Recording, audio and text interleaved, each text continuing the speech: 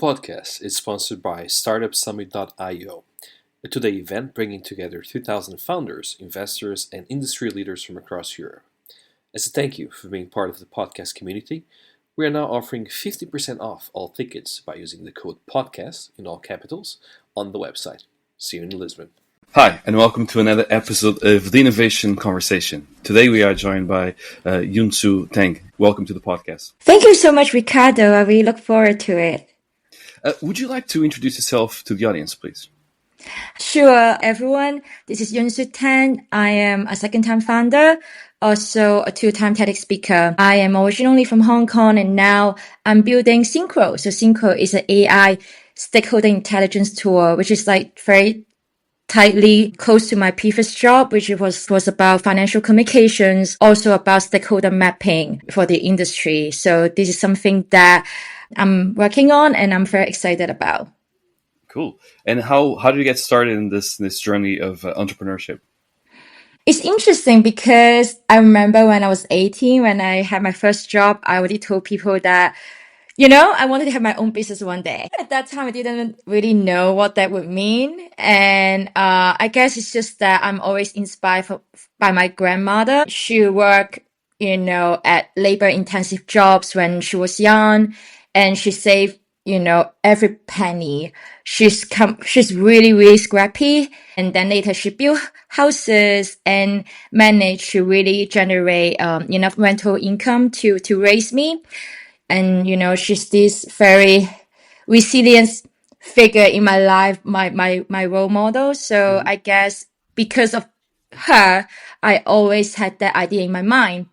But at the same time, I grew up in quite a male-dominated society. So I come from the largest and oldest lineage family in Hong Kong, Tang clan. And I guess I always want to do something, but at the same time, I was scared because,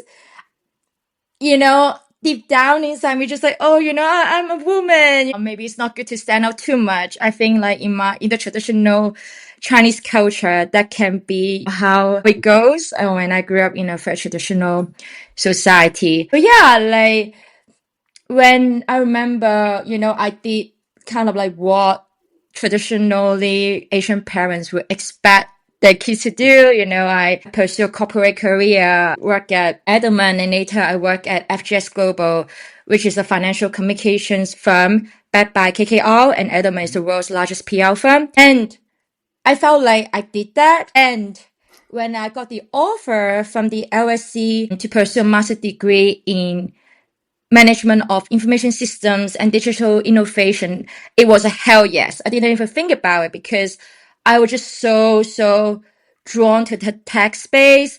And I felt like, there's still so much that I could learn.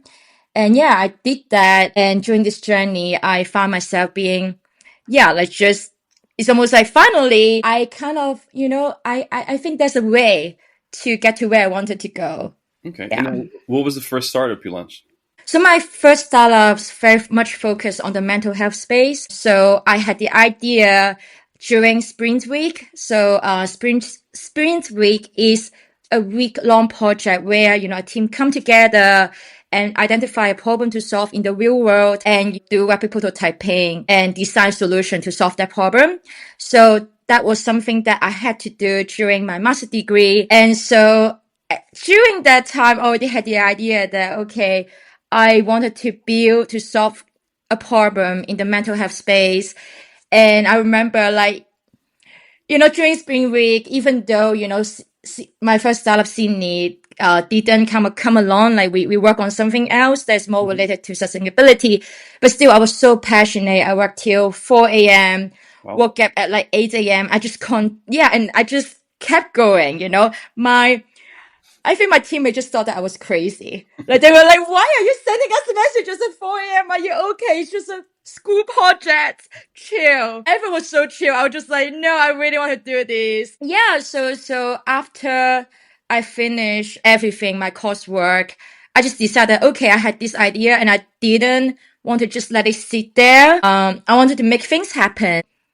It took me some time to be like, I really want to do this, I think even though, I wasn't, let's say, a very young student anymore, but I still wanted to get my family approval. And it wasn't that easy. But yeah, like at the end, we had like back and forth conversation, and I kind of persuaded them to kind of allow me to pursue this path. So after I graduated from my Mhm. master's degree, I just decided that, yeah, like I'm going to do this. And so I built my first startup, that aimed to help people who suffer from career anxiety, especially among the Asian community.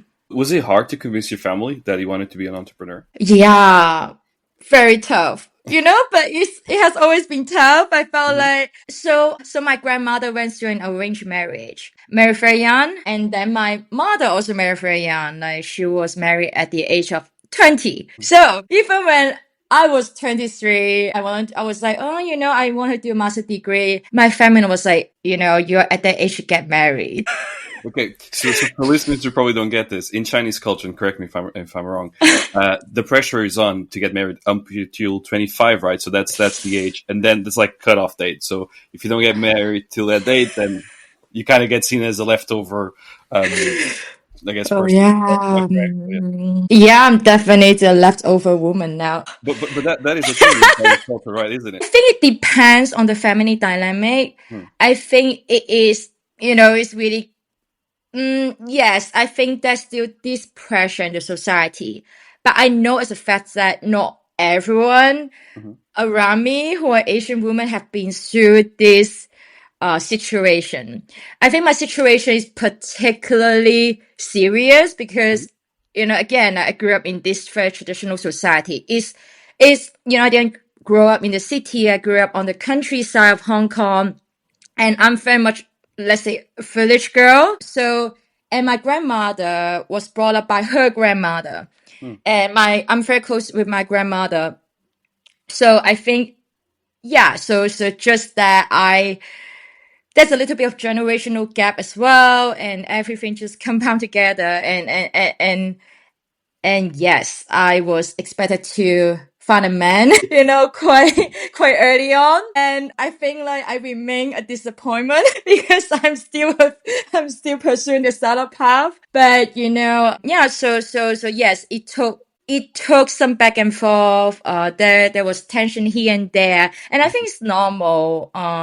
Even for I know that sometimes because I gave talks at the LSE sometimes, and Hmm. I did have Asian students coming to me asking this question, but like, how did you even talk to your family about this? Yeah, so I think things have to make sense, right? It's just that, a lot of times what's happening now is very different from what's happening, let's say, when they were young. Hmm. So I guess like why there's this sad path was that, when they were at our age, like it was a normal path to be like, okay, you get a very stable job, you save, and then you buy a property, you get a mortgage. But the thing is that property prices are not, Not as cheap as it used to be. promising Yeah. now.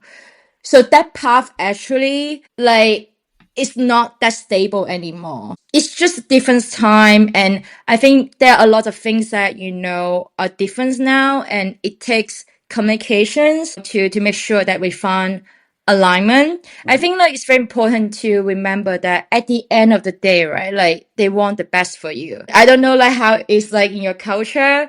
I mean, a lot of Asian family. It's slightly different.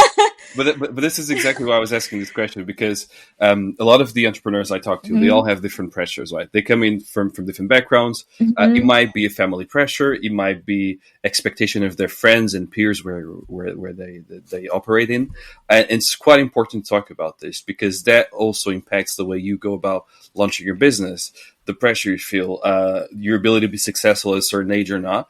Because if people expect you to be married when you're 25 or 23, then you don't have that much time to actually launch a business before that, right? So you must be very young to launch a business. So it's quite important to talk about these things. yeah, but it's interesting, right? Sometimes it is, in the negotiation process, you need to understand what the other party wants. So actually, that went into part of my points for negotiation. I would tell them, yes, I want I still have my family values. I want to get married. I want to have kids. Mhm. Like I would still tell them that, but like it's just that I would tell them that, but in the future, if I succeed in my startup, then my future kids will have, I will have more time with them. I will have more freedom in the future. So I think it's very important to also, not just be like, okay, I want to do this, or just because, because it's something that I want to do. Mhm. I think it's always communications and negotiation. Yeah. Yeah, that makes sense. So you went from the first startup, which obviously was a big shock for the family. They got used to the shock, and you launched the second one. So how did that? How did? Yeah, so I was lucky. I mean, it was also because of my hard work, right? Because I really tried very hard. And at that time, so I won a grant from an exited YC founder, and he started coaching me.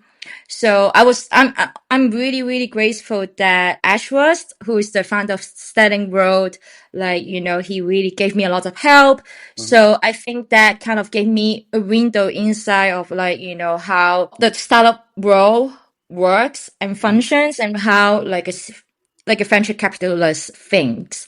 So I think, it's very important that we should be honest with ourselves, to really listen to data, to look at, what's happening. And I think at that time, when I started my first startup, it was very much impact and mission driven. And, it's interesting because I think a lot of entrepreneurs, it's very hard for them to accept that, a lot of the times their first idea just doesn't Mhm. work out. Which is But normal, by the way. It's perfectly normal. Yeah. exactly. And it's completely normal. At that time, I didn't think it was. I was like, why? Like, yeah, it's almost like when I decided to pivot, it's like I had to go through almost like a heartbreak. I just felt like, I got really good testimonials. I felt like my customers needed me. I was giving the help that people needed. It's very much like I felt like people needed me. And I felt like, okay, if I stop, then where could these people, go to, Mhm. right? But I Why? think like, sorry. I'm just curious. Why do you think it was so hard for you to be able to process the fact that he needed to pivot, that he needed to close one thing and open a new one? Why do you think that was? I think because I always try to do things that align with my purpose. And at that time, I felt like, so I work in Hong Kong, and, I always face imposter syndrome because everyone around me was so smart. It's good that I got into very good firms. But at the same time, I was really like surrounded by elites, and I never felt like I was good enough. And, especially given my kind of unique background, right? Like I didn't go to a girls' school. I didn't go to an international school in Hong Kong, and I was surrounded by people like who went to, the best schools. Like they had the perfect resume.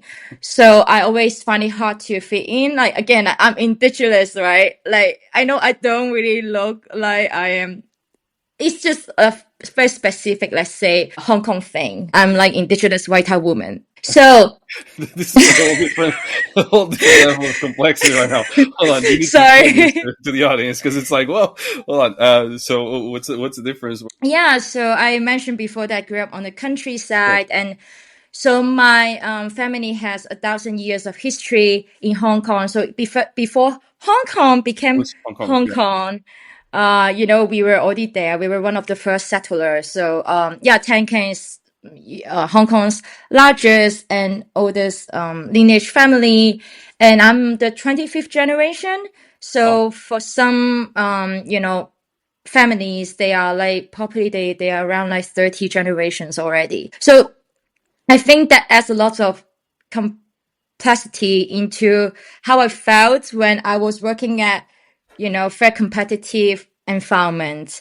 And a lot of things are internal, like I think it took me time to process it. And just trying to sorry. say, would that be part of the culture in the sense that you would talk with someone and because of your last name and they realize how, I guess, how old your family would be in Hong Kong and they will treat you differently because of that? I don't think I was being treated differently, Hmm. but it's just a lot of things that are internal. So I didn't feel like I was enough because I wasn't coming from a certain background. And also, you know, um, a lot of Hong Kong people, they speak perfect English, especially like, the people who went to international school. And I felt like I was always catching up.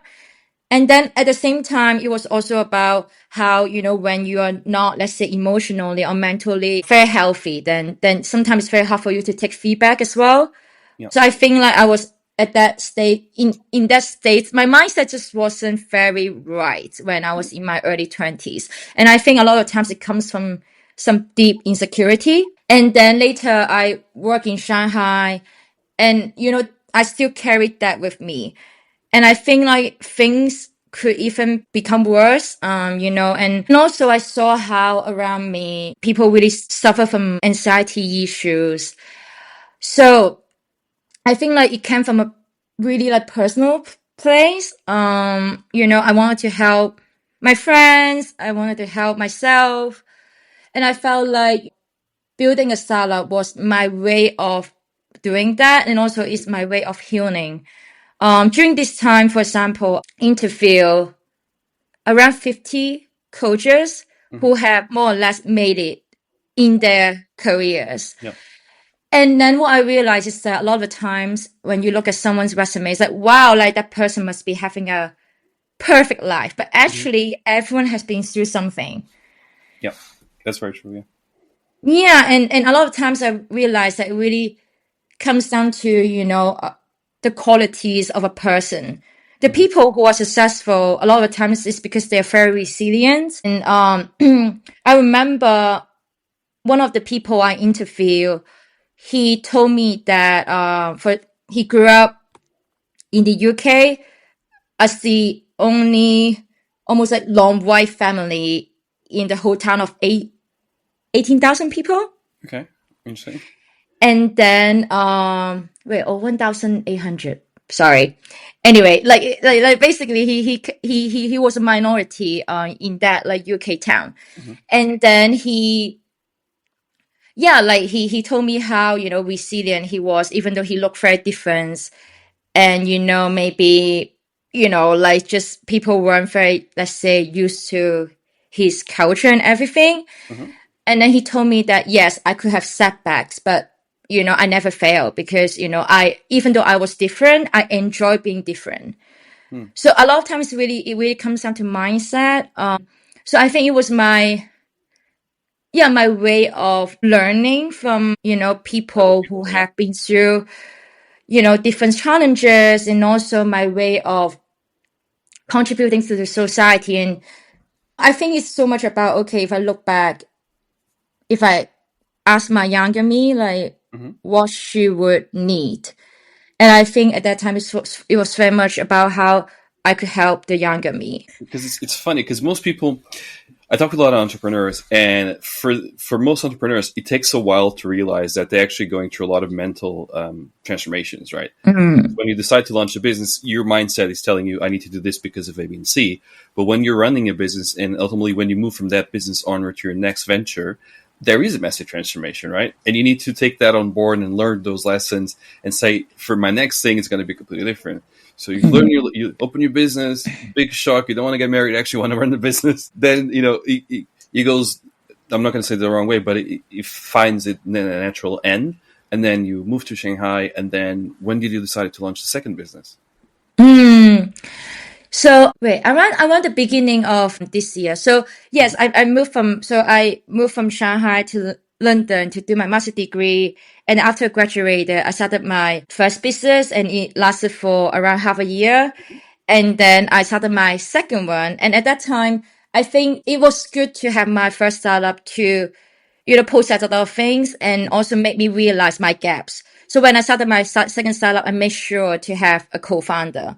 And I understand, right? A lot of people, they would be like, oh, they could do it all by themselves. But then, what I learned is that because I've done both, it's very good to have a partner to give you that feedback loop, and to make sure that, you keep each other accountable, and, keep going, keep that momentum. So I started my second startup, I think like around, yeah, like around mid last year. Yeah. Hmm. Mm-hmm. So it's very much solves the pain point that I saw in my previous job, a lot of the times, if I look at my role, it's about how I could go through a lot of publicly available data. For example, media articles, policy announcement, and also digital media sources to make sense of this data, to like generate insights from this data. Just think about it, like when you are a CEO of a large corporation, every day you wake up, you want to make sure that you know what's happening in the world that's related to your company. Mm-hmm. That will include any news that mentions your company, also mention your name. Also, what's happening with your competitors.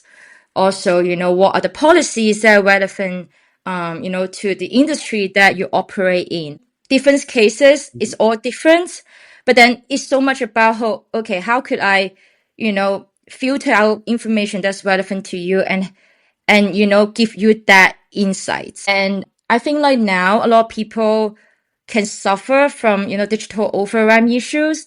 I was the same. When I started my second startup, I originally we wanted to solve a problem in the renewable energy sector, for climate change. Mm-hmm. And at that time, I realized that wow, like there was so much going on. I could never keep up, and I was like, I wish that I had my younger me doing the job for me so Mm-hmm. that, the younger me could help me filter out the information. And I just need to wake up and be like, I know what's happening. Yeah. Makes sense, yeah. And then you build that solution yourself. And how's that journey going? Like, what stage Mm-hmm. are you in? Mm-hmm. We are still early stage. We went through a huge pivot, Mm-hmm. like I briefly mentioned before. So the pivot is for better alignment with other market fit. And yeah, like we are still negotiating partnerships and also talking to people, building out the platform. And we are very excited about it. Was it harder to build a business here than it was in Hong Kong? Hmm. It's a good question because obviously, I speak Cantonese, I write in Cantonese. I think because of my language Mm-hmm. advantages, I think it can, people can easily think that, oh, why don't you do it in Hong Kong? Hmm. But I think for me, I see myself as quite an ambitious individual. I Mm-hmm. think, I left the village that I lived in for 20 years. Okay. Yeah. And, I work in the city in Hong Kong and I work in Shanghai. And I think I'm just naturally a very curious learner. Mm-hmm. And I think, yes, like Hong Kong would be easy, but I think there's still so much for me to learn, in a more like global setting. And I see that, also in terms of tech talents, I think there are lots of tech talents in London and also like obviously also like in the US that I can learn from. Yeah. And I think for me, it's really about that curiosity that like drives a lot of my decision making. Mm-hmm. And I truly believe that to also like if you want to build something that's highly scalable, you do want to operate in a language that can reach a lot of people. Well, you And speak two of the most common, actually technically three, right? Because I'm assuming you also speak Mandarin, so that's you yeah. cover pretty much the whole world with those three languages. Yeah, like I think that was one of the reasons why I went to Shanghai. I went to Shanghai to learn about the Chinese digital ecosystem. Mm-hmm. So if you look at China, like China has 1.4 billion people and the internet penetration rate is almost 80%. So like there are 1 billion internet users. For me, like being able to speak that language fluently, also to understand the nuances in the different Chinese cultures. There are a lot of like, subset of like Chinese cultures, like very well, like that could give me only advantages. For example, now like, I know what platforms to use if I want to, let's say, test something in the Chinese market. Mm-hmm. And also I think it's about gathering more data points. So now like for my way of gathering data points, it's not only limited to, let's say, international channels. I can also find a way in the Chinese channels that can get me access to all these internet users. And I think that can be quite a useful skill to have. Hmm. So you're excited. I'm assuming you're quite excited about the future, right? Because you're in the UK, it's a completely different markets, growing. Do you think there's any, like, in terms of mindset? I'm quite curious about this. Do you think there's a big difference in mindset between a Chinese founder and a British one, for example? I think that. British slash European, just to make things a little bit easier. Ooh. Ooh, this is very hard to answer. I don't. I think I how can I answer it in a way that everyone will be would Whichever way agree you or want. um.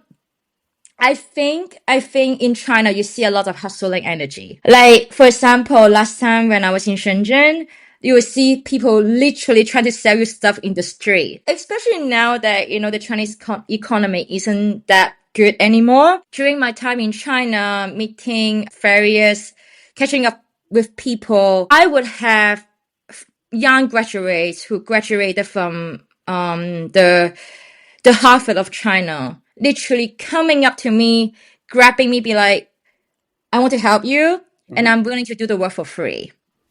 That's awesome. That's perfect. Yeah, I think Chinese people really have, especially young people, they have that very positive attitude. They're willing to work hard and they just want an opportunity. And for them, they yeah, like they're very intellectually curious and I think that goes back to why I wanted to become successful. I always feel like one day I'll be able to bring up people, no matter if it's people in the women community or people in the Asian community. I think it's a very powerful thing when you're able to give people opportunities. And that's why the core reason why I pivoted from my first business. Hmm. I did my first business because I wanted to help people.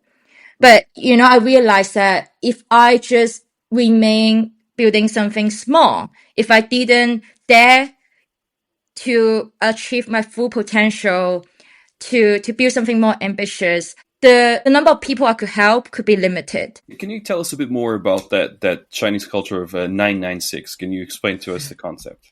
Oh yeah, so it is quite a normal norm in Chinese culture that tech workers work from 9 a.m. to 9 p.m. for 6 days a week in a row.